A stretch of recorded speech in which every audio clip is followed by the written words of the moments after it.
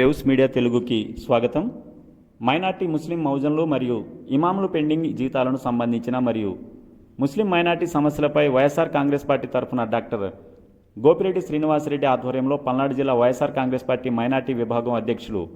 PS Khan మరియు పల్నాడు జిల్లా ముస్లిం నాయకులు ఈరోజు కలెక్టర్ కలిసి వినతిపత్రం అందజేయడం జరిగింది.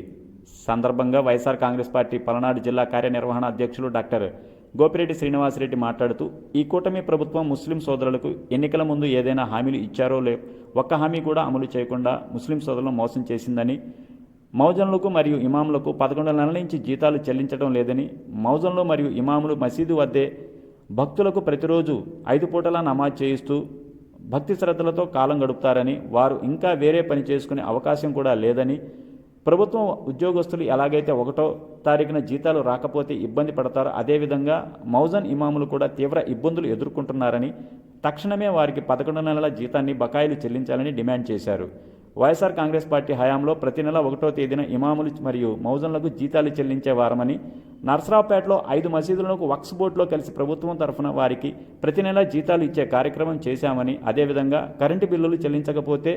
నేను మరియు షేక్ కార్పొరేషన్ మాజీ చైర్మన్ ఖాజావలి కలిసి కరెంటు బిల్లులు చెల్లించామని, మసీద్ పవర్ కట్ కాకుండా చేశామని,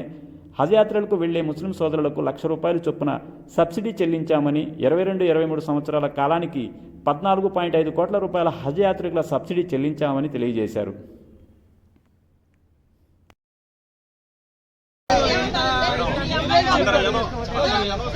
మీరు కాన్స్ట్రక్షన్ నుంచి వచ్చారండి. మినిమం